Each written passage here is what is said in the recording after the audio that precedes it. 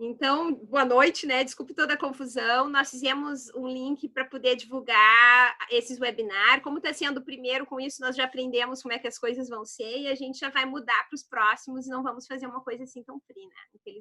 Buenas! A gente veio aqui então falar de multidões, simulação de multidões, populações e mobilidade de indivíduos.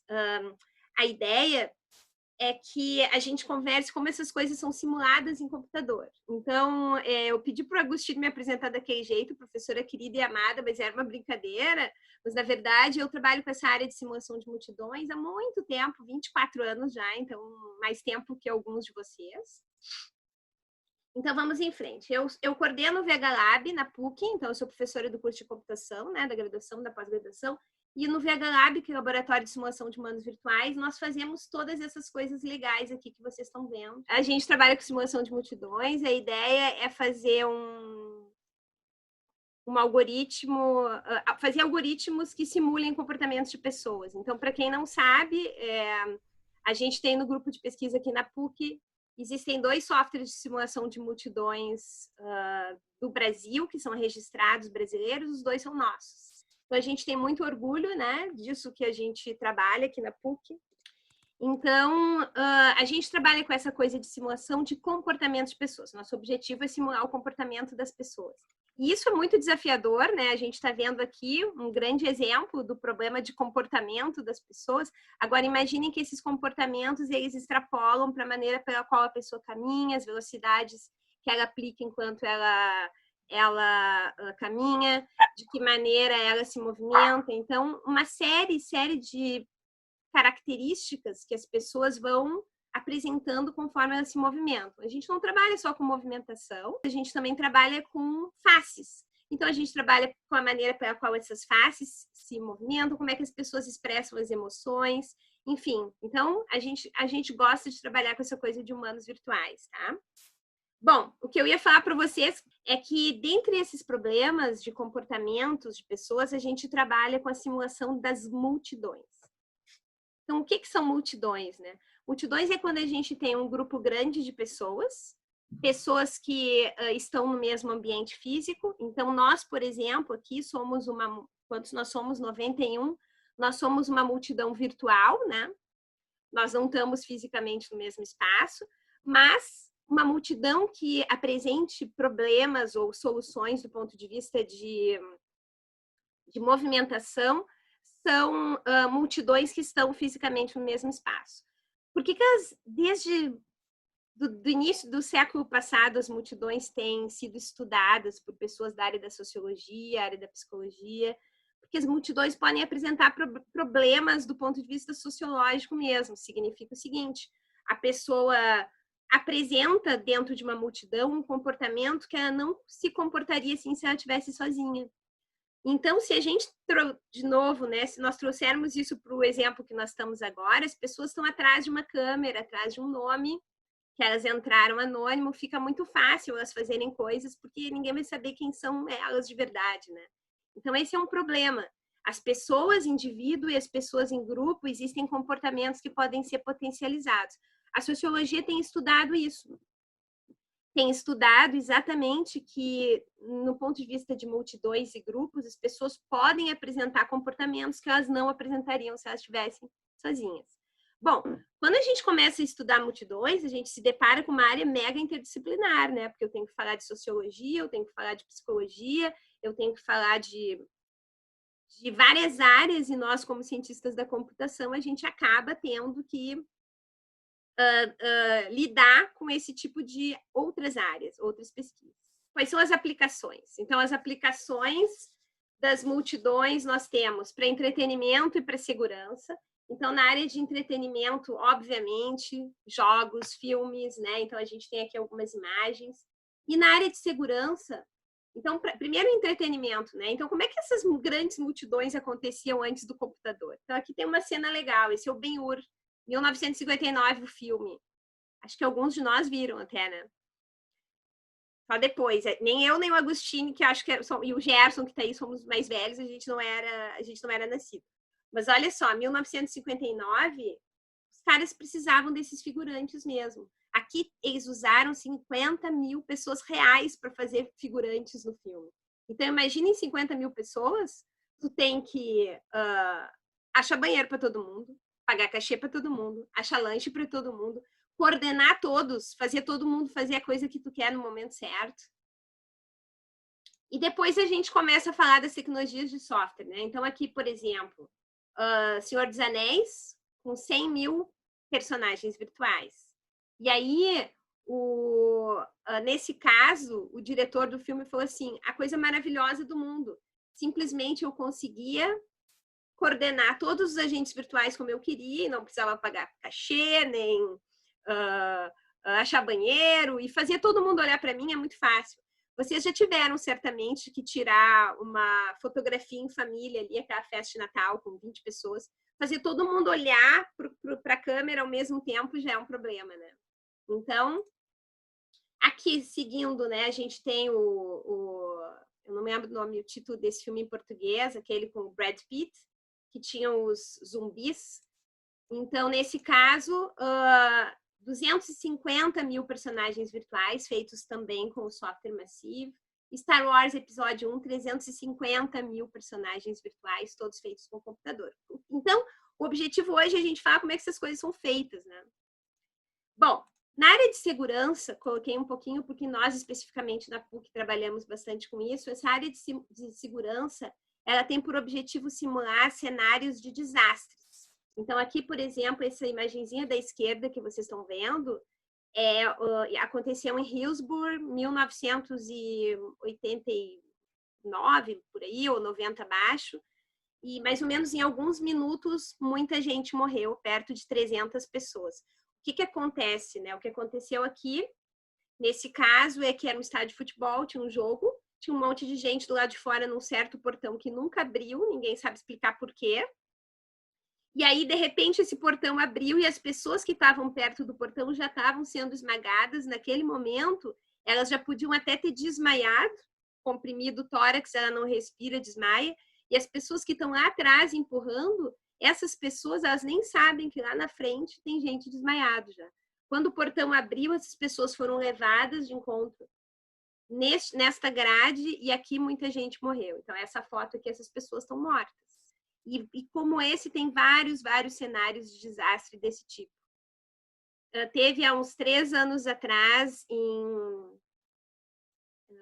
esqueci o nome, foi tanta função que meu cérebro parou.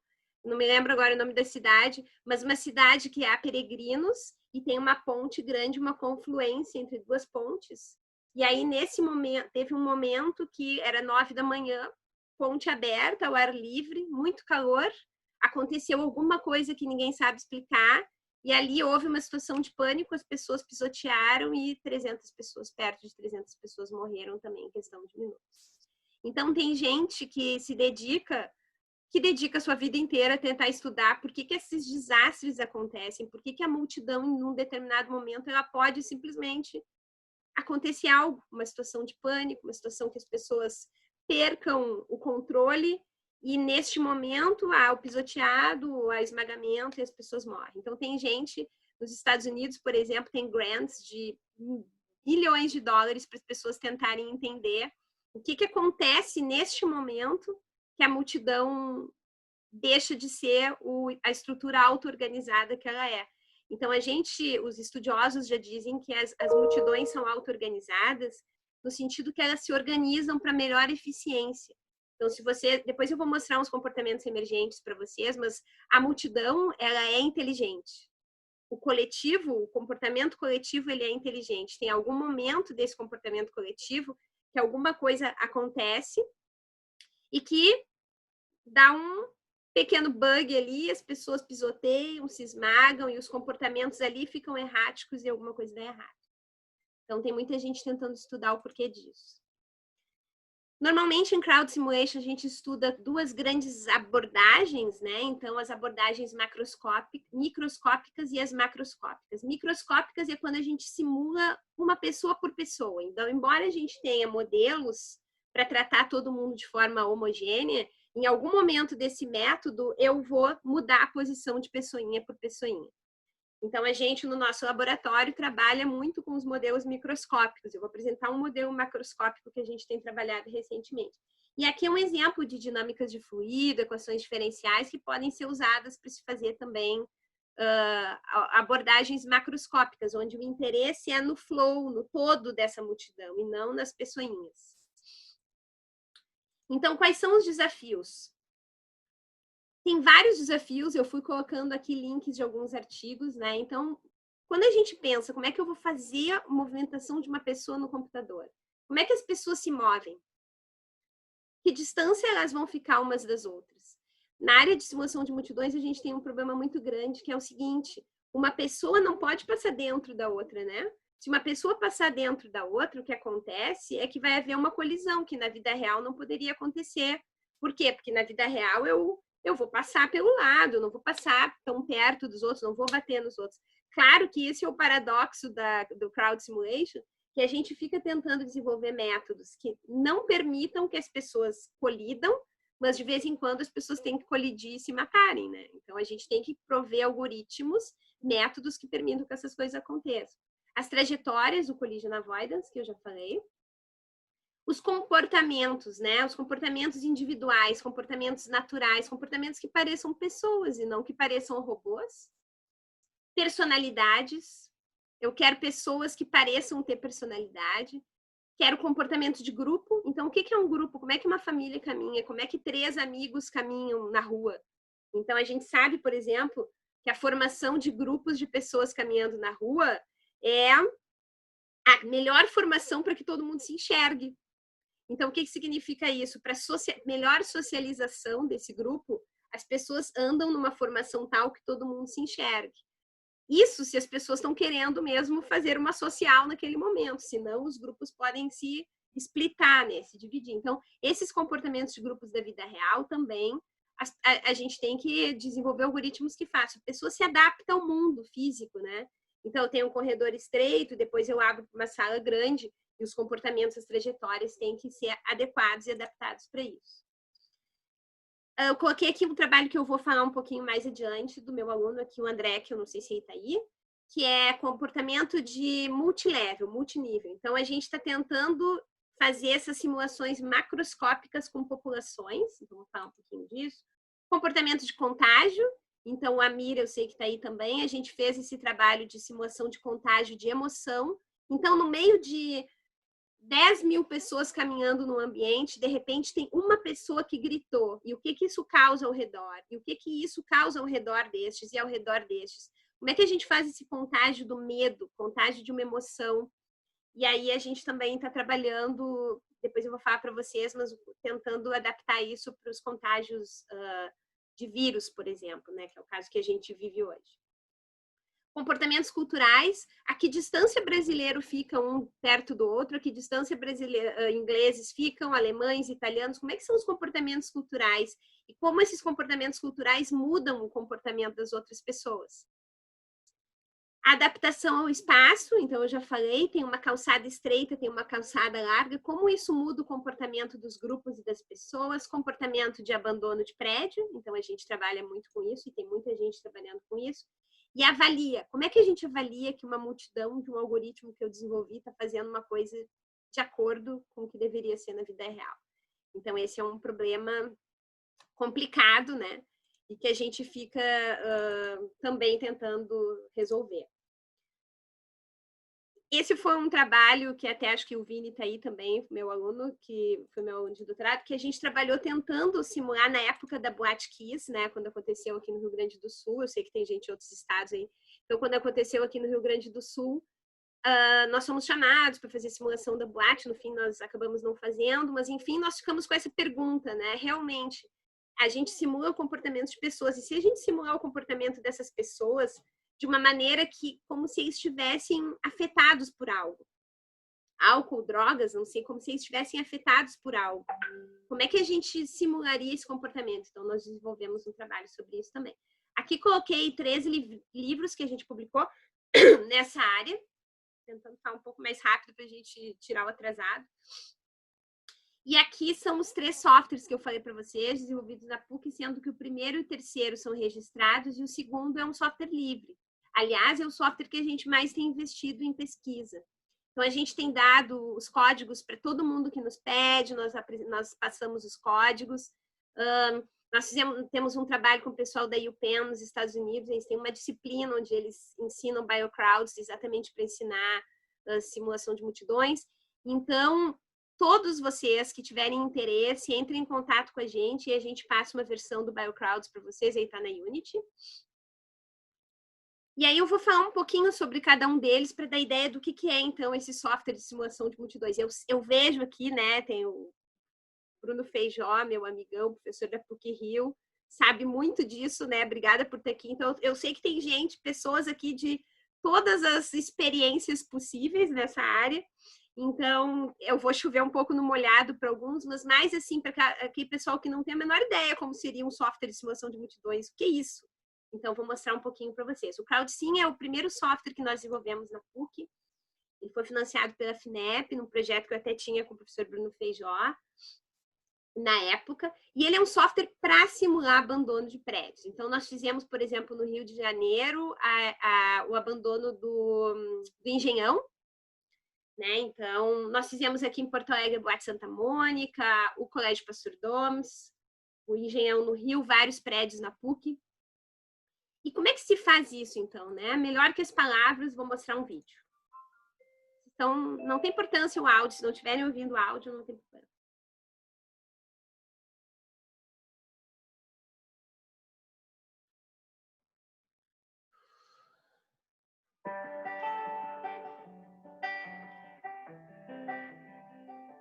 Então, aqui...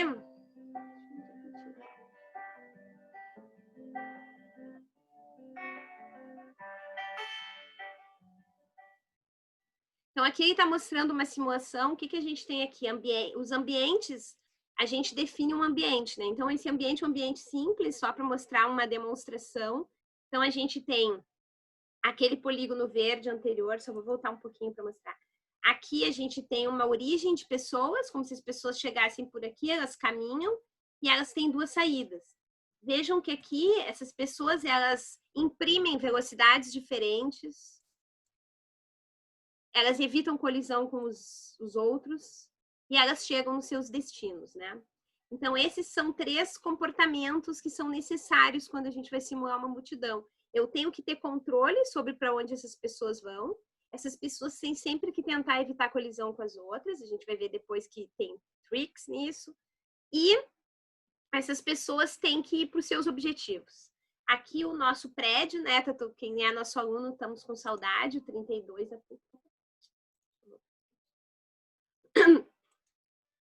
Então, aqui o nosso prédio na PUC, simulação com 830 pessoas. E que tipo de informação esse tipo de simulador pode dar? Então, a gente distribui as pessoas no prédio, como as pessoas estariam, por exemplo, hoje é quinta, nas salas de aula na quinta-feira e nos laboratórios. E daí a gente manda as pessoas saírem. Essas pessoas, elas são inteligentes o suficiente para escolherem suas rotas de saída. Então, elas podem ir pela escada de emergência, eventualmente alguns saíram pelo centro, quem estava já no térreo. Elas podem procurar alguém que elas precisem resgatar e ajudar alguém. Elas caminham na velocidade que vem da literatura, 1.2, 1.3 metros por segundo, sem correr. Então, a gente faz essa simulação, a gente pode dar um delay, por exemplo, eu estou na sala de aula, tocou o alarme, vou esperar uns 30, 40 segundos antes das pessoas saírem, pensando que a pessoa vai ficar recolhendo suas coisas. Então, isso tudo a gente consegue mexer no simulador e no final a gente tem esse tempo de abandono. Aqui foi a boate, aqui em Porto Alegre, que nós fizemos, o nome é Santa Mônica. E aqui a mesma coisa, nós colocamos 1.010 pessoas nesse ambiente e o tempo de abandono foi 201 segundos. Em particular, essa boate foi um trabalho muito legal, porque o dono da boate chamou uma empresa de segurança e fez a simulação real. E aí, com o número de pessoas que tinham num dia determinado, que era 240 pessoas, nós colocamos no software as 240 pessoas e nós pudemos comparar. Além disso, os engenheiros de segurança foram da PUC para testar o nosso software e usar o nosso software para definir o melhor plano de emergência, o melhor plano de contingência, ou seja, qual é o melhor plano, qual é a melhor rota para cada pessoa dentro de cada sala. Então, eles testaram no nosso simulador, chegaram à conclusão quantos minutos deveria ser e aí aplicaram na vida real. Então, aqui a simulação no Engenhão, né? Foi uma simulação que deu bastante trabalho. O Vini, acho que está aí. 47 mil pessoas. Aqui nós fizemos nessa época, isso aí foi 2012. Nós fizemos uma visualização do 3D Studio, mais assim para mostrar. Mas aqui, ali é que é realmente o resultado da simulação. Ali onde parece aquelas formiguinhas, aqui que é realmente o resultado do simulador. Isso é importante. A gente em Crowd Simulation simula cada pessoa como se fosse um ponto. A gente considera que existe uma área ao redor dela, né? Para ela ter um corpo físico.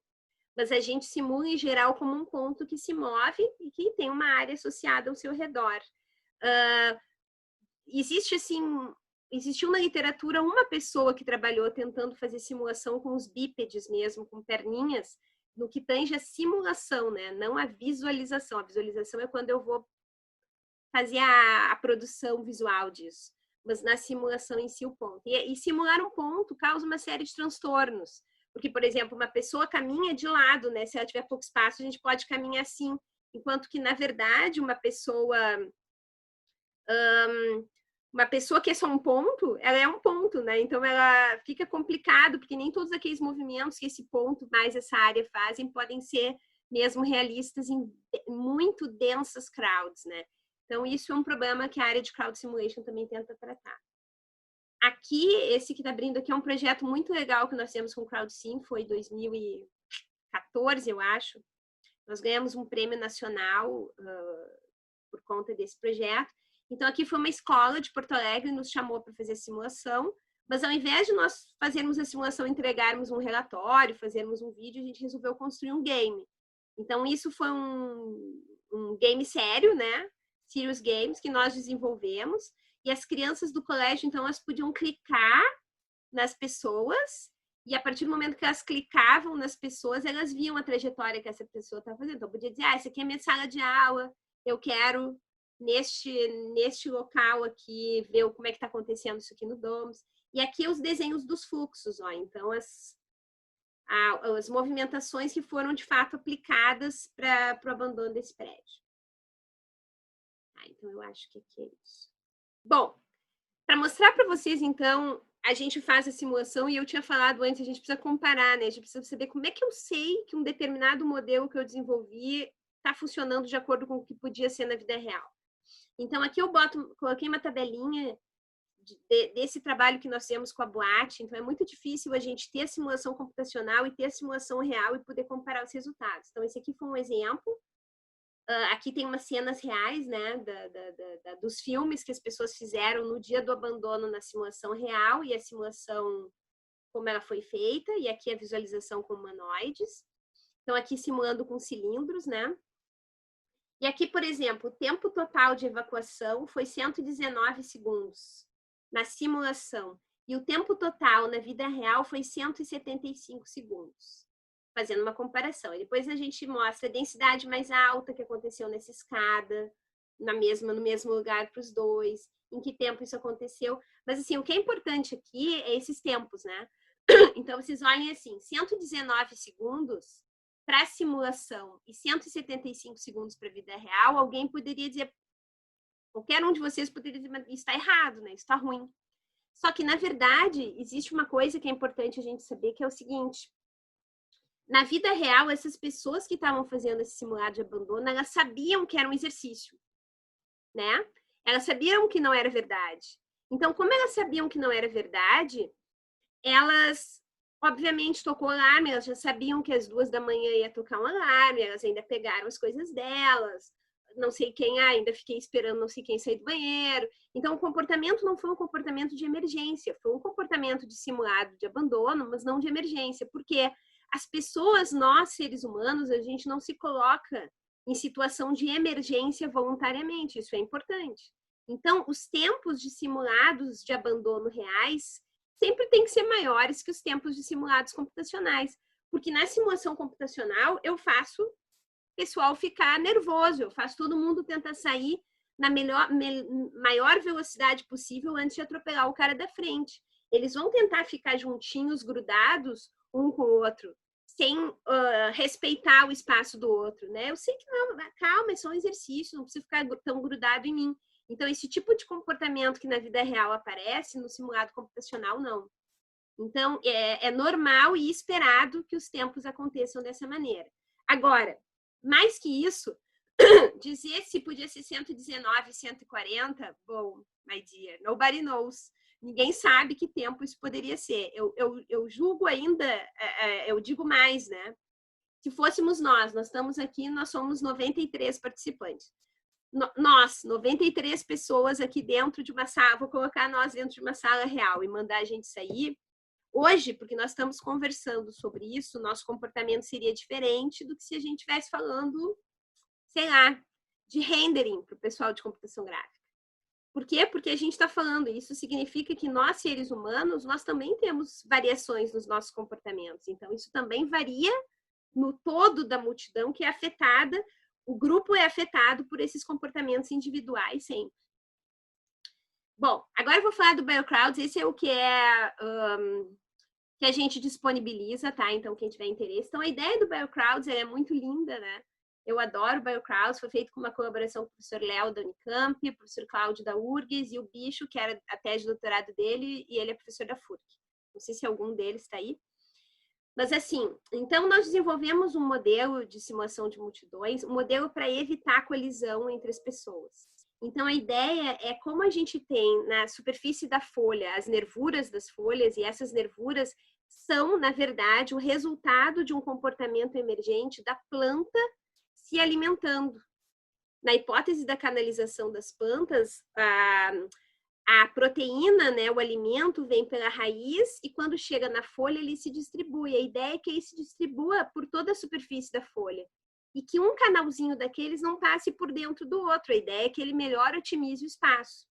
Então, por conta disso, nós usamos esse algoritmo, foi desenvolvido pelo professor Prusinkiewicz, da Universidade de Calgary, no Canadá. Nós pegamos esse algoritmo e adaptamos esse algoritmo para fazer simulação de multidões. Eu vou pular um pouco essa matemática, mas a ideia, acho que vocês conseguem enxergar aqui. Peraí, vou sair daqui de novo.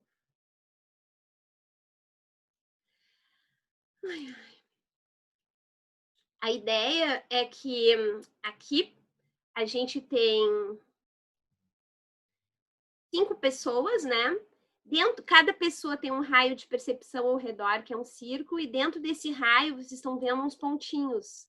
Esses pontinhos laranjas são espaço, é o espaço que é desse quadradinho laranja que representa uma pessoa.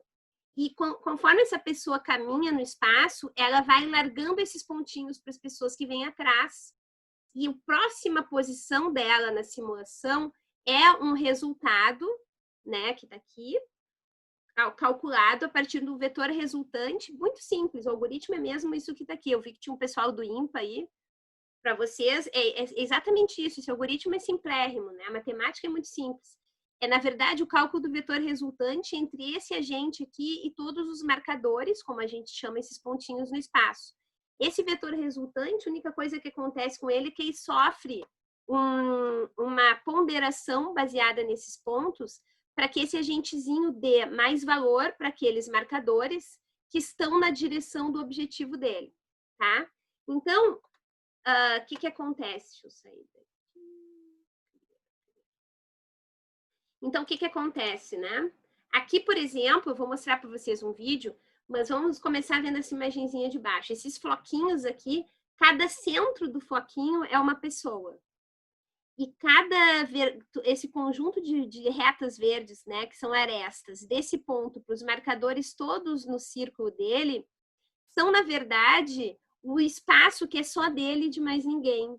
Então, ele se move para um lugar dentro do espaço que é só dele e de mais ninguém. Quando ele se move, ele libera os pontinhos atrás dele e as outras pessoas podem pegar esses pontinhos e vão caminhando. Bom, O algoritmo é, sim, super simples, mas ele tem um conjunto de comportamentos emergentes que são comportamentos que acontecem em multidões reais. Aqui, por exemplo, tem uma coisa muito legal que dá para observar, ó, que as pessoinhas que estão ao redor, isso aqui seria esse Arcs Formation, é um comportamento que acontece em multidões reais, que é o seguinte: imaginem que aqui nesse quadradinho, ó, é uma porta. E as pessoas vieram da esquerda para a direita para essa porta, só que essa porta está fechada. Então, de acordo com a literatura da área de segurança, é formado um arco, aproximadamente um arco. Todo mundo quer ir para aquele lugar de interesse. Então, aqui as pessoas caminharam, chegaram aqui, conforme eles foram chegando, as pessoinhas aqui no nosso modelo, eles foram perdendo essas arestas. Por quê? Porque eles foram perdendo espaço. Isso significa que essa densidade de pessoas aqui está grande. As pessoas se esmagaram. E aí, elas param. Elas só não empurram mais, elas param quando elas chegam no espaço mínimo pessoal. E aqui, ao redor, a gente pode enxergar que essas pessoas são muito mais confortáveis no espaço. Então, o que significa isso? Essas pessoas têm espaço, mas vejam que elas têm espaço atrás delas. Ó. Ela quer ir para cá, ela quer ir para cá, ela tem espaço atrás dela. E eles estariam esperando essa porta abrir. Aqui em cima a gente vê, eu vou mostrar para vocês o vídeo agora, eu vou comentar no vídeo, vai ser mais legal. Então, esse aqui é um vídeo do BioCrowds. Como eu falei, esse é o software que a gente distribui, né? Então, aqui as pessoas representadas, como eu já falei, com pontinhos, os verdes são as arestas. Então, aqui vão ter dois grupos de pessoas. Então, vejam isso. Ó. O que está acontecendo aqui que é muito legal? Opa.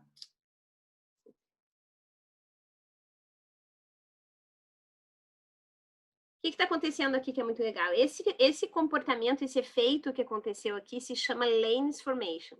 Lanes Formation é quando o carinha azul aqui, ó, ele prefere ficar seguindo os outros caras azuis, porque o cara azul da frente vai abrindo espaço para ele. Sabem? Acho que todo mundo já passou por isso, né? A gente tá indo numa multidão, tem uma multidão contra, e tu acha um cara que tá indo numa velocidade maior ou igual à tua. E aí tu vai seguindo essa pessoa, tipo, seguindo no vácuo, né? Então, o que está acontecendo aqui, por que isso acontece na vida real? Porque na multidão, quando ele segue o cara da frente, isso significa que ele está otimizando o esforço que ele está fazendo para mudar menos de ângulo, né? Então, ele consegue mais em linha reta em direção ao objetivo que ele gostaria. É uma otimização que acontece. Nós, seres humanos, a gente funciona também pela hipótese do mínimo esforço. Então, tudo que a gente faz, a gente tenta imprimir o mínimo esforço para resolver, sobretudo nessas questões de movimentação. Então, aqui mostra bem a Lanes Formation, né? Que acontece como um comportamento emergente do nosso modelo. Aqui dá para enxergar direitinho como o BioCrowds funciona, ó, tem os pontinhos no espaço, e as pessoas se apoderam desses pontinhos naquele momento, aqueles pontinhos são só dessa pessoa, para ela poder se movimentar. As regiões que são sem marcadores, ó, elas funcionam como um obstáculo. Então, vejam que as pessoas se adaptam ao espaço, pois isso é se adaptar ao espaço, né? Não posso caminhar por ali, eu vou caminhar pelo outro lado. Aqui, formação de lanes, eu já falei. Aqui a gente pode colocar markers numa superfície também, né? Não precisa ficar no plano. Então, aqui ele está passando do lado de um buraquinho. Aqui o Arc Formation, que eu falei para vocês. Então, imaginem que aqui do lado direito tem uma porta. E eles estão vindo e se esmagando. Essas pessoas que chegaram na frente aqui, elas nem conseguem mais sair mesmo. Não vai mais ter espaço, né? E as pessoas que estão aqui em volta se equilibram nessa formação. O bottleneck effect é um efeito que acontece nesse cara aqui do canto. Ó. Então, ele vai ficando esmagadinho, porque antes tinha a área caminhável era maior do que depois. Então, as pessoas vão se esmagando. Aqui, 4 grupos. Então, dizem na literatura de multidão que 4 grupos que se cruzam absolutamente colineares formam um vórtex. Então, a gente fez esse teste. Mas, assim, eu nunca vi uma comprovação bem científica de que esse vórtex existe, mas no nosso caso ele apareceu. Beleza.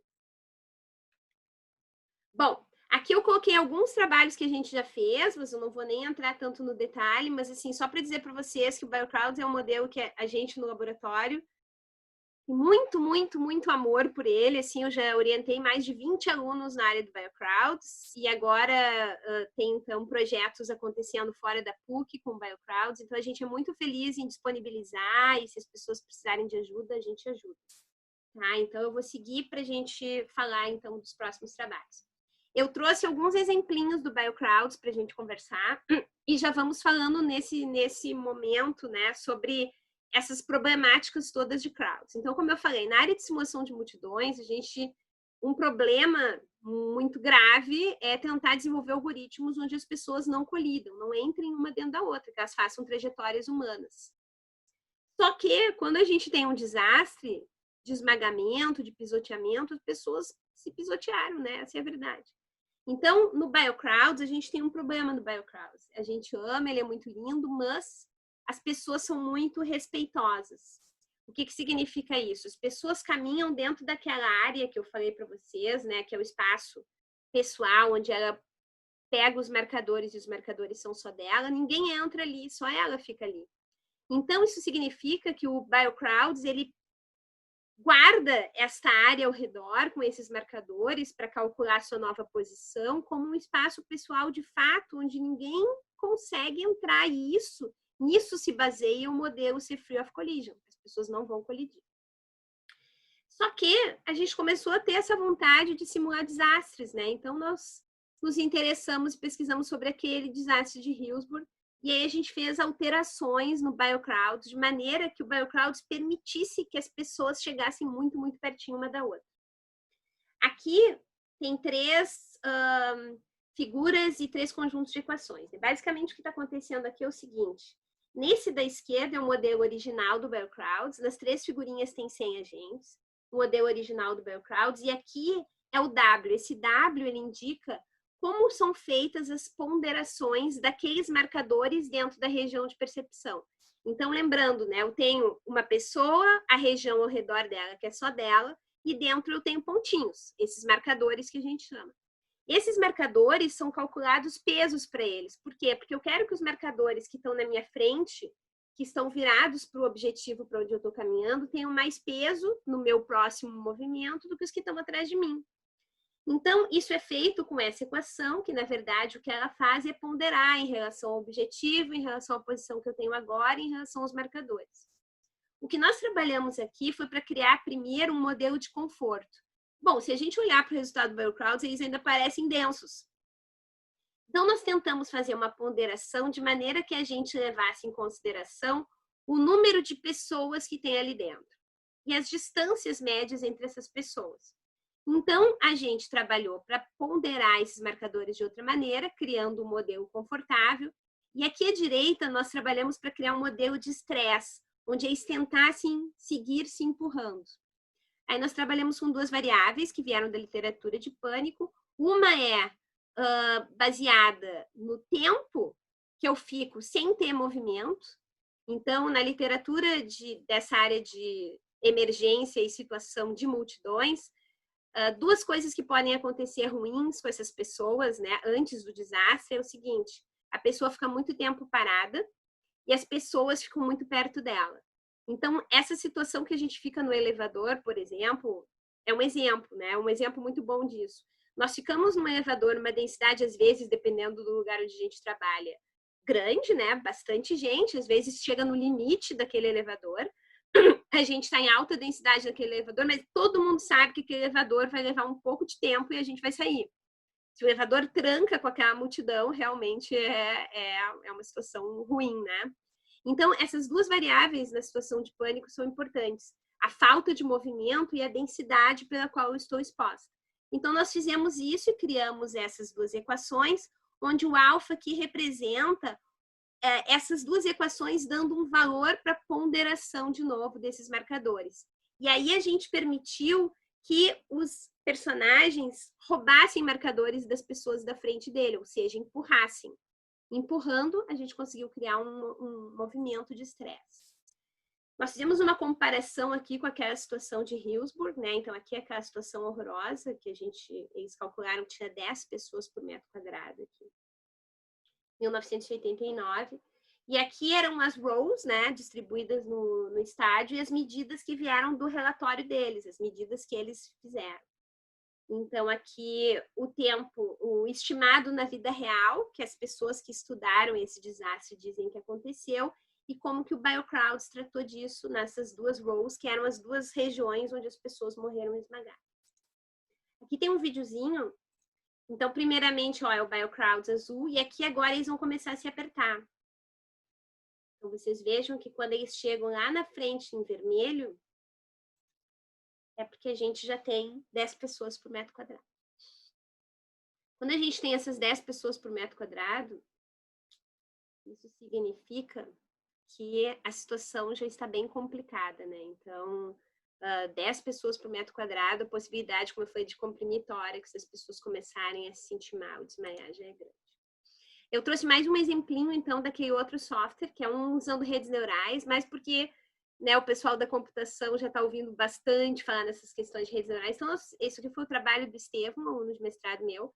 Muito legal, que a ideia foi ensinar uma rede neural como é que as saídas das salas funcionam, como é que as pessoas... Se eu tiver uma sala de X, de tal área, com tais pessoas lá dentro e 2 portas, como é que acontece para essas pessoas saírem? Em quanto tempo essas pessoas saem? E aí, então, a gente fez várias, dezenas de milhares de simulações e treinou essas redes neurais. E aí, depois, durante a simulação, o que acontecia era uma estimativa desses tempos sala a sala, que numa heurística, para conectar todas essas salas, a gente cuspia um tempo final. Então, a ideia é que o software do Estevão funciona assim, cria um grafo do espaço, isso aqui seria um grafo do espaço, né? A rampa vai para a entrada da frente, o local de dançar. Então, isso aqui a gente fez colocar a mesma boate que eu mostrei antes para vocês, a boate Santa Mônica, que nós temos com o CrowdSim. Então, nós fizemos o mesmo grafo, e aí nós conseguimos fazer algumas comparações. Então, aqui simulação real. Essa aqui foi uma simulação feita no CrowdSim posterior. Aqui a nossa simulação mesmo feita com BioCrowds, então CrowdSim, BioCrowds, e aqui a estimativa da simulação usando redes neurais. Agora, o que é importante das redes neurais aqui é o seguinte: quando a gente trabalha com simulador de multidões, a gente tem que construir o mundo, né? Eu tenho que construir o chão, as paredes, as rampas. Só este trabalho é um trabalho que dá trabalho. Então, o que acontece aqui? Muito tempo de trabalho teve que ser feito para modelar o ambiente, de 12 a 16 horas para modelar a boate. Definir as 3 bifurcações, usou algoritmos evolucionários para variar as quantidades de possibilidades que tinham aqui, porque a gente queria achar o melhor caso, qual é o melhor plano, né? E aqui, ó, foram feitas 160 simulações no CrowdSim, e essas 160 simulações duraram 26 horas, para a gente chegar à conclusão de qual era o melhor plano para este cenário. Quando a gente fez com o Crowdist, que é o de redes neurais, 10 minutos para modelar aquele gráfico, definimos as mesmas bifurcações, o mesmo algoritmo evolucionário, foram simulados 400 casos, porque onde tem bifurcação posso levar X% das pessoas para cá, ou mais gente para cá, ou menos gente para cá. Então, nisso foram os casos que foram simulados. 0,3 segundos por caso para estimar o tempo de abandono e levou 2 minutos para estimar os 400 casos usando redes neurais. Bom, e o melhor plano foi mais ou menos o melhor plano que os 2 métodos emergiram. Então, os 2 métodos disseram que o melhor plano, agora eu não me lembro, né, na bifurcação tal era 10% para cá e 90% para lá. Então, eles definem como é que o engenheiro de segurança tem que dizer para o evento: olha, tu fica aqui nessa porta e mais ou menos calcula que 10% venha para cá e os outros 90% para lá. Esses se chamam os orientadores de multidão, que a priori são treinados para isso dentro dos ambientes públicos. Bom, e aí agora eu vou falar um pouquinho então das grandes populações, né? Nossa palestra era... Eu sei, eu vou ter que correr. Nossa palestra era sobre multidões, grandes populações e como simular a mobilidade. Então, vou ter que falar rapidinho aqui. Esse é um trabalho do André. O André acho que está por aí também. A ideia é que a gente subiu de nível, então. A gente não queria mais falar de multidão formada por pessoinhas, a gente queria falar de grandes massas de pessoas. E a gente chamou isso de nuvens de pessoas, nós chamamos isso de clouds. Tá? Então, a ideia aqui é que a gente tem esse círculo aqui representa, por exemplo, 200 pessoas e a gente simula ele de maneira macroscópica. Para a gente poder enxergar as pessoinhas lá dentro, nós construímos essa janelinha de visualização, onde a gente pode, então, visualizar as pessoas. Vou mostrar para vocês um videozinho, que acho que é melhor.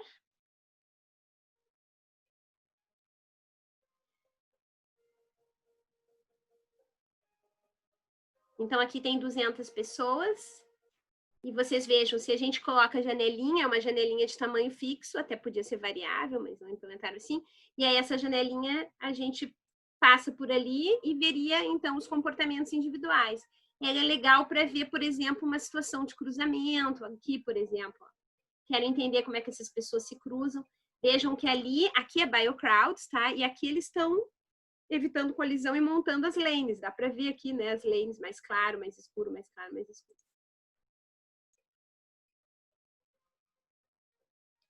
A ideia é que isso funcione, a ideia é que isso otimize, né? Que eu consiga simular muito mais gente simulando de maneira macroscópica. Mas a gente queria fazer multilevel, então a gente queria fazer macro e também poder chegar no micro. E aqui, o que acontece então? Quando a gente trabalha com macro, imaginem aquele macro, mas tendo que andar por dentro de uma cidade. Como é que isso subdividiria? Então, numa cidade, se eu trabalhar com macroscópico, eu tenho que permitir que esse grande nuvem de pessoas se adapte também ao espaço. E isso é inevitável que eu vou ter que trabalhar com splits. Então, a gente trabalhou aqui com essa subdivisão das clouds em grupos, que podem se fazer split, se subdividir, e podem fazer merge, se unir também. É claro que essa visualização aqui, a gente achou que ela ficou pouco orgânica, e aí então a gente fez um trabalho, acho que tem o pessoal do IMPA aí, com o professor Luiz Henrique Figueiredo do IMPA, recém submetemos esse artigo, e o professor Luiz Henrique então trabalha com essas superfícies implícitas, a gente colocou uma maneira de visualizar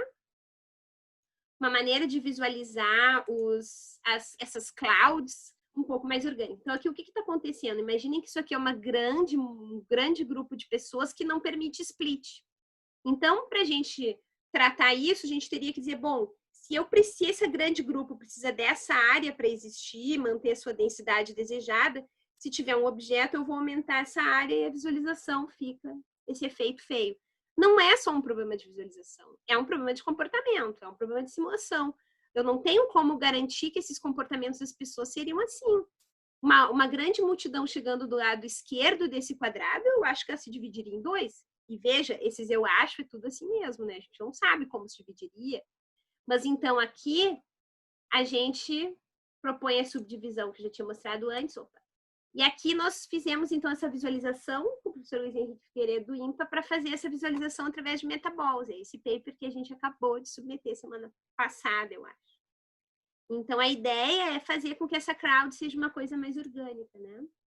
Aqui vão ter alguns outros exemplos. Vou passar rapidinho que eu sei que eu estou atrasada já. E aqui só para mostrar os metaballs nessa estrutura. Então aí um mundo mais complicado, né, onde essa nuvem de pessoas vai se adaptando ao espaço. Importante aqui que para essas clouds a gente para o pessoal que já sei lá, né, entende o que eu vou dizer agora de computação, pensem assim, para essas clouds, não aqui nos metaballs a gente não garante a propriedade da área desses metaballs, quer dizer, a área que essa cloud realmente precisaria. Mas antes, na simulação, a gente está garantindo todas as propriedades de velocidade, de área, que área esse grupo precisaria. Então, está tudo calculado e medido. E como é que a gente simula, então, essa big population, né? Pô, daí eu achei um vídeo que eu vou ter que mostrar para vocês, que ele é muito legal. Então, quando a gente estuda esses comportamentos emergentes e comportamento de simulação de multidões, né, que se interessa e também tem o comportamento coletivo e o comportamento auto-organizado, então grande exemplo de comportamento auto-organizado, é impossível não admirar, né? Então vejam o que é a loucura desse vídeo. Isso aqui são bandos de pássaros. Informações, acho que eles estavam brincando, não é possível, né? Fazer uma coisa tão linda. E quando a gente está falando em simular dinâmicas populacionais, a gente está falando disso, né? De simular essa nuvem, tendo que quem que eu preciso simular passeropata. Então, isso é o que a gente está tentando trabalhar no nosso grupo agora. Tentando simular essa grande estrutura que faz, que tem um comportamento que a gente pode enxergar de homogêneo, de organizado, de bem estruturado, parece treinado, né? E que comportamento é esse que a gente consegue fazer essa população ser simulada através de uma estrutura dessa. Então, eu não vou esse vídeo aqui, mas assim, só para a gente mostrar qual é a dificuldade, para a gente mostrar essa situação, então, do comportamento dessas dinâmicas populacionais que a gente está interessado. Então, o que a gente está tentando fazer, além daquelas clouds que eu mostrei para vocês, agora é fazer grandes populações. Então, isso é um trabalho super recente. Eu estou vendo o pessoal aqui da equipe que está trabalhando, né? O Rodrigo, o André, o Vini, o Gabriel, o Amir, esqueci de alguém, Diogo. Então, o que a gente está trabalhando nesse projeto é um projeto novo, né?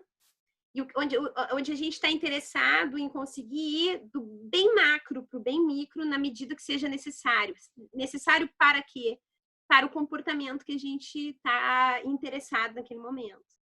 Tá? Então, desse resultado de dinâmicas populacionais, a gente ainda não tem só as clouds, né, que eu mostrei, que são grandes multidões, a gente pode ter milhares de pessoas, mas o que eu estou falando aqui de dinâmica populacional é mesmo simular Porto Alegre. E aí, nessa simulação, então, de Porto Alegre, que problemas a gente encontra? O que eu posso realmente agregar em quais níveis? Né? Eu quero simular Porto Alegre, tem 2 milhões, 1,5 milhão de habitantes. O que eu posso agregar? Como é que eu posso considerar grupos ali dentro? Que tipo de grupo me interessa para o problema que eu estou tentando tratar? E quando que eu não vou poder tratar grupos e que eu vou ter que partir para um pouco micro, que vai ser, sei lá, de alguma maneira achar as pessoas e calcular a distância delas, por exemplo, para calcular o contágio do Covid. Então, esse tipo de trabalho é o trabalho que a gente está desenvolvendo agora. No próximo webinar, daqui a um ano, eu vou ter resultado para mostrar para vocês. Mas, então, para dizer que a gente está interessado nesse tipo de problema, é uma grande extensão dos bioclouds, que são aqueles que eu mostrei anteriormente. E como é que a gente simula o indivíduo, né? Então, nos indivíduos, a gente precisa das trajetórias, velocidades, variações angulares. Eles têm que ter objetivos, eu tenho que distribuir objetivos para eles. Eles podem ter comportamento de grupo, nós vimos como é que eu simulo esses comportamentos de grupos, personalidade, emoção. Então, eu coloquei aqui um pouquinho, porque é tudo muita informação, né, para o tempo que a gente tinha. Mas coloquei aqui o trabalho de um projeto que a gente fez com o professor da psicologia, o Ângelo Brandelli. Já vou fazer a divulgação do webinar dele, que vai ser dia 16 de junho, tá? Às 18 horas também. Aguardem a sala, porque eu acho que para evitar o que a gente passou hoje, nós vamos ter que fazer diferente. Mas então, o que nós fizemos nesse trabalho com o Ângelo? A gente tentou o seguinte desafio. Se a gente estiver filmando pessoas só filmando, é um vídeo que eu estou filmando, e eu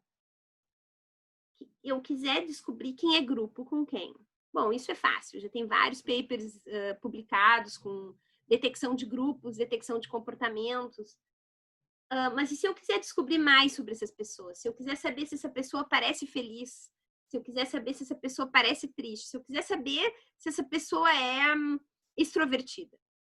Então, dentro dessa viagem, pura viagem, junto com o professor Ângelo da Psico, que é professor da pós-graduação da Psicologia da PUC, ele veio viajar conosco, então, 5, 6 anos atrás, quando a gente começou esse projeto. E o que a gente fez foi tentar se apoiar na literatura da psicologia para transformar isso, de alguma maneira, em método computacional. Então, nesse caso, por exemplo, nós usamos o Ocean. Quem não conhece, é um modelo de personalidade mega conhecido na área da psico. Muita gente usa na área de animação também. E ele é um formulário, na verdade. que as pessoas respondem. Ele é baseado em autorrelato. Eu respondo o formulário, ele calcula o meu Ocean. Aí nós simulamos que um algoritmo respondia a este formulário, ao invés da própria pessoa responder esse formulário. E como é que esse algoritmo respondia esse formulário? A partir da movimentação dessas pessoas no espaço. Então, nós chamamos isso de Geometric Mind, que é a mente geométrica, como essa pessoa funciona no mundo geométrico. E aí nós fizemos uma série de assumptions aqui, né? Nós fizemos uma série de teorias. Então, comportamento, detecção de grupos, aqui detecção de personalidade destas pessoas que estão no vídeo. Então, por exemplo, sei lá, esse grupinho aqui, eles estão abertos ao relacionamento, pouco conscious, pouco neuróticos e bem extrovertidos e agradáveis. Então, a gente começou a fazer não é tradução de assumption, essas hipóteses, e com isso a gente consegue aqui nesse vídeo, por exemplo, frame a frame, fazer uma estimativa da personalidade dessa pessoa enquanto a sua manifestação no espaço. Entendem? A gente, muito cuidadosamente, junto com o pessoal da psicologia, a gente criou um termo, que seria mente geométrica.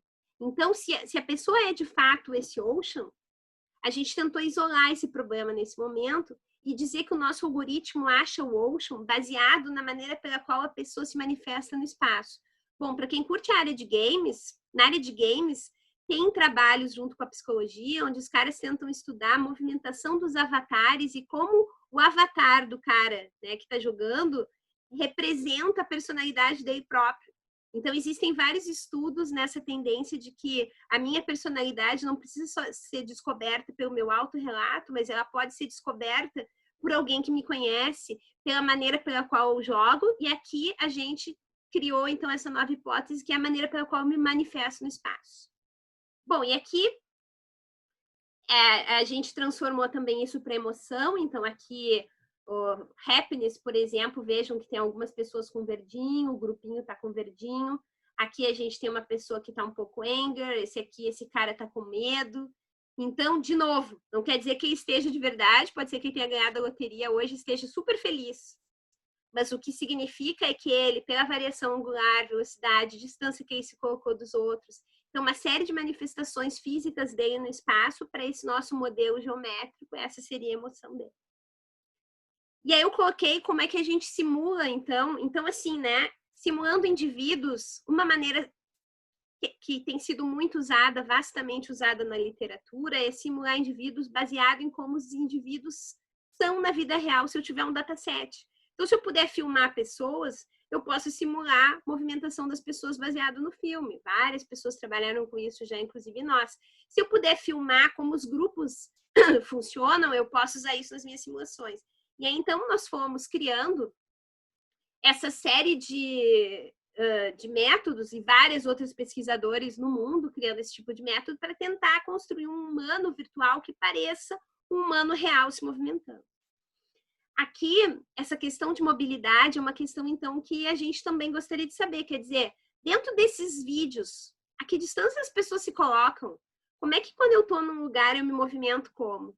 Claro que isso depende da densidade. Se tiver um monte de gente, como que é esse pessoal aqui atrás de mim, né, essa grande multidão aqui atrás de mim, definitivamente vai ter um limite para a distância que eu desejaria ter e a distância que eu conseguirei ter deles, certo? Então, a ideia aqui, a gente pegou um dataset que nós temos no Lab, então o Carlos e o Douglas, se tiverem por aí, então me ajudaram, e a gente pegou esse dataset aqui do Lab, que nós temos, também é free, disponível, e nós calculamos as distâncias de todo mundo para todo mundo em diferentes países. E aqui, então, o eixo Y são essas distâncias médias e o eixo X são os países. Eu não coloquei porque é um trabalho muito preliminar ainda, não quero nem fazer juízo de valor algum, né? Mas interessante aqui, ó, que a gente tem, sei lá, dezenas de filmes de vários países em diferentes contextos, né? Saída de futebol, uma estação de trem, uma rua de pedestre e uma rua turística que as pessoas estão tirando fotos, tem vários tipos de filmes. E a gente tem aqui, né, entre um pouquinho abaixo de 0,5 e quase 1,25, se variam todas as distâncias entre todas as pessoas nesse vídeo. Então, a gente pode chamar isso mesmo de mobilidade dessas pessoas nos vídeos, né? O que definitivamente pode ajudar a gente a fazer comportamentos mais complexos. Claro que a área de computação, com a área de computer vision, tem trabalhado muito em filmar, extrair trajetórias dessas pessoas e, baseado nessas trajetórias, fazer simulações, alimentar com esses dados a simulação. Agora, se a gente não quiser ter vídeos específicos, a gente pode ter datasets que nos alimentam. Então, tem várias pesquisas que a gente pode trazer para dentro. Especialmente no nosso projeto do Covid, a gente estava interessado em simular essas mobilidades. Para terminar, eu sei que eu atrasei um pouquinho, botei aqui novas perspectivas, então o pessoal que está aí interessado também em assuntos para tese, dissertação de mestrado, então tem aí, a gente tem redes neurais aí invadindo todas as áreas quase da ciência da computação, eu mostrei um trabalho que nós fizemos, acho que tem definitivamente gente publicando nisso, publicando em melhor posição dos obstáculos para otimizar as movimentações de crowds, tem vários trabalhos nessa área. Predição de comportamentos, né? Então, Behaviors Prediction, o pessoal está trabalhando muito com isso. Eu estou assistindo um vídeo numa câmera de vigilância, e aí, neste momento T aqui, eu já sei o que vai acontecer no tempo 20, baseado em dados que eu aprendi por muito tempo de como as pessoas se movimentam. Então, esse tipo de predição, as pessoas estão trabalhando muito por aí. Predições usando dados mais pessoais, como personalidade e cultura. Será que, sei lá, o Transurb aqui perto nosso, aqui de Porto Alegre, se comporta tal qual o metrô numa outra cidade? Então, como é que se comparam essas questões, né? E como é que a gente trabalha com essas predições de comportamento? Inclusão de faces. Então, a gente quer colocar face nessas multidões. Posturas coerentes com o comportamento deles. Isso é bem para a galera que gosta de animação. Mas, então, tem problemas aqui que estão sendo estudados e que ainda não estão resolvidos. E eu botei pontinhos que tem vários outros. Agradecimento para os nossos queridos colaboradores. Agradecimento para os fofos do meu laboratório. E agora eu vou passar para o Agostini, vou dar o stop share. Eu queria pedir desculpa para todos vocês pelo que aconteceu no início. E espero mesmo que essas coisas não aconteçam de novo. Peço mesmo desculpas, tá? Nós estamos ainda com 77 pessoas. Não sei se as pessoas ainda estão por aqui. Mas muito bem. Então, Agostini, com você. Eu tô até agora que passou o meu nervosismo do início. Barbaridade. Olha só, nós tínhamos uma pergunta, eu tinha separado uma pergunta do Juan para ti sobre como é que trata obstáculos e comportamentos erráticos, mas o André já respondeu. Então, para não abrir o microfone e arriscar ser uma saraivada de arrependimento, embora está todo mundo comportado nesse momento, eu podia sugerir que as pessoas mandem perguntas no chat ou alguns comentários. Eu vou te fazer uma pergunta que é uma grande curiosidade, tá? Tá. Eu não sei se tu está acompanhando a pandemia e os vários projetos de rastreabilidade que estão sendo usados a partir de várias informações. E tem um projeto muito legal da Apple com a Google, que é de troca de informações para a Covid por Bluetooth. Então, as pessoas vão se passando. Eu queria saber, assim, da tua percepção de como isso vai alterar os modelos e a qualidade das informações se a gente começar a construir aplicações outras usando essa tecnologia, essa aplicação que está sendo proposto pela Google e pela Apple. Esse é um exemplo, né? Tem a Inloco, que a gente até está tentando fechar a colaboração da PUC agora. Tem vários exemplos. Eu acho assim, Agostinho, eu acho que a palavra sobre isso que a gente está vendo acontecer, né, é colaboração. É impressionante como as pessoas vão cada vez mais colaborar para o bem. Eu tenho, claro que nosso início da nossa palestra aqui não deixa isso claro, mas assim, eu acho que a gente tem que pensar que as pessoas cada vez mais vão utilizar a tecnologia para entender o quanto essa tecnologia pode ajudar o todo, sabe? E ajudar a população e o bem. Então, esse esquema do Google com a Apple era para o Bluetooth, para saber que eu passei perto do cara, né? E aí, quando descobrirem uma pessoa que teve o vírus, que foi diagnosticada, ser fácil de achar ela num raio. Então, isso é um exemplo. A Inloco, eu acho que é um exemplo muito legal. A nossa prefeitura, não sei se o Rodrigo ainda tem, a nossa prefeitura, o Rodrigo está aí, a prefeitura assinou, então, Marquesan assinou um convênio com a Inloco. A Inloco é uma empresa de Minas Gerais, está aí para o pessoal de Minas aí. Então, a Inloco é uma empresa de Minas Gerais que eles pegam dados que a gente, em aplicativos que a gente usa, a gente acaba liberando, e eles pegam esses dados e calculam o isolamento social da cidade. Então, mais do que isso, eles são capazes, inclusive, de calcular as matrizes, né, de origem e destino das pessoas. Isso sem ter indivíduo, é nada individualizado, é tudo absolutamente, como eu falei, dinâmica populacional, grandes grupos. E eles estão fornecendo de graça para as prefeituras. Então, e a gente está tentando fechar uma convênio desse com a PUC também. Então, eu acho, sim, as tecnologias estão cada vez mais ajudando. A gente tem que conseguir usar. No nosso simulador de dinâmica populacional que o André está desenvolvendo, a gente quer fazer um input para receber dados de localização de grandes populações e conseguir fazer o resto das simulações a partir daí. Porque a gente tem um problema que é saber onde as pessoas estão e para onde elas vão. Então, mas assim, eu acho que essas tecnologias vão só ajudar. Pessoal, muito obrigada por todos os parabéns. Querem fazer perguntas? Vamos abrir para perguntas. Tem uma menina que tô vendo logo abaixo de Marina aqui. Eu não sei se eu não derrubo ela, porque daqui a pouco ela desiste da medicina e vem fazer computação, já que ela já passou no vestibular, vai dar problema, né? Fofa, a minha filhota, viu? Fica sempre comigo, tô sempre trabalhando, ela nunca sabe o que eu faço, ela, mãe, pera lá, eu vou hoje assistir. Não sei, se eu não tiver nenhuma pergunta, eu acho que a gente pode ir se dirigindo para agradecer a Soraya, agradecer a participação de todo mundo. Tá? Aprendemos bastante, eu acho que para o próximo a gente vai conseguir já na configuração da sala, já colocar essas configurações a priori. Não sei se algum comentário final, então muito obrigado, Soraya. Pessoal, e assim, ó, Bruno, obrigada, Bruno. Eu queria, o pessoal que lá no início falou, que alguns falaram, Soraya, eu sou da UFMG, vim assistir para não sei o quê. Então, assim, de novo, aquele recado, a gente fica muito feliz que vocês usem o BioCrowds, tá? Então, quem quiser, a gente está muito, muito satisfeito em distribuir, vocês usarem, podem nos chamar para colaboração, se não gostarem de nós também não precisa. Mas assim, eu perdi porque aquele início foi tão conturbado, assim, foi tão apavorante, meu Deus, nunca tinha passado por nada daquele jeito que eu me perdi. Eu sei que algumas pessoas falaram, eu sou da UFMG, eu sou do IMPA, eu sou da PUC-Rio. Então, assim, mandem e-mail, tá? Soraya Mussi, vocês vão me achar certamente. E aí mandem e-mail e a gente conversa mais se as pessoas quiserem, tá?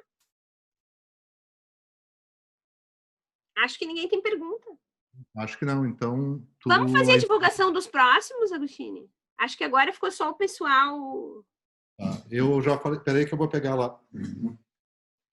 Mas eu já vou divulgando aqui. Terça-feira que vem, as duas próximas são terças-feiras, tá? Terça-feira que vem tem o Avelino, vai trabalhar com segurança.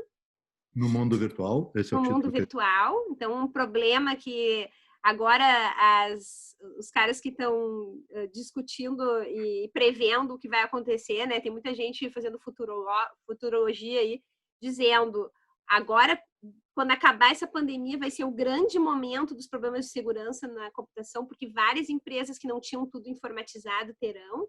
Então, acho que o Avelino, para conversar, tem os fãs dele já se manifestando.